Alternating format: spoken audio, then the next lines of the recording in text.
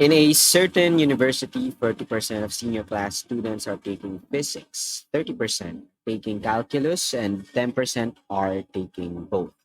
If 40 students are enrolled in the senior class, how many students are taking neither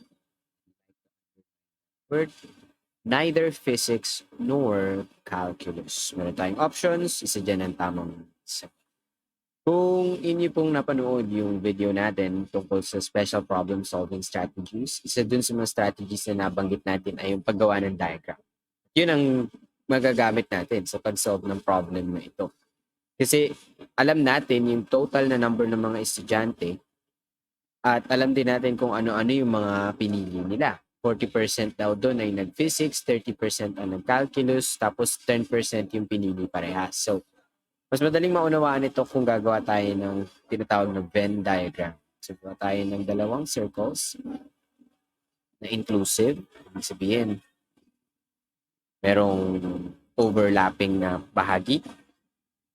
Ang alam natin ay 40% ng mga estudyante ang nag-physics. So, i-label natin yung isang circle as physics. Isa naman ay calculus. Itong gitna ang both.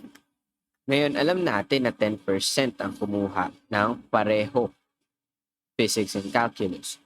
Which means na kung 40% ang nag-physics, kasama na dyan itong 10%, may matitira na lang na 30% ng total number ng students na purong physics lang ang kinuha. Same thing goes with calculus. 30% yung nag-calculus, kasama na dun yung 10% na kumuha rin ng physics. So minus 10 yon, which means may 20% na purong calculus lang ang inaral. Ngayon, alam natin na 40 lahat na nag-enroll sa senior class. Ilan daw ang hindi pumili ng physics or calculus, which means kulang actually yung diagram natin. Kulang dahil kailangan nating makita yung universal set. Lalagay ko sa box yan. Yung 40 na estudyante ang nasa loob. Ngayon, ang gusto nating malaman, yung neither. Ilan ang hindi nag-physics, hindi rin nag-calculus. Which means, ilan yung nandito sa labas.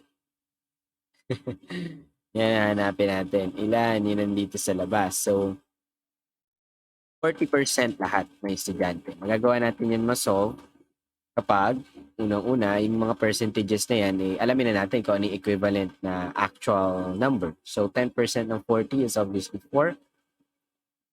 Doblehin mo yon, obviously, merong 8. Ngayon, 30% naman ng 40, you can easily solve for that by multiplying 40 by 0.3. This is 0, this is 12. And then, decimal place. May isa dito, may isa dito. So, merong 12. 12 na students na purong physics lang ang kinukuha. Sorry, gamitin natin din red na ink for that. So, para malaman yung neither, alam natin na 40 silang lahat. Pagsamasamahin natin ito. Meron kang 12, meron kang 8, that's already 20. Meron ka pang 4, so meron 24. Subtract mo yung 24 sa 40, makuha mo yung total na number nung hindi kumuha ng physics at ng calculus. So, this would be 3, this would be 10, this is 6, this is 1. Merong 16 na estudyante na nasa labas ng dalawang circle. Which means, ang tamang sagot ay option. So that's how you can use a diagram pag solve ng mga problem na kagaya nito.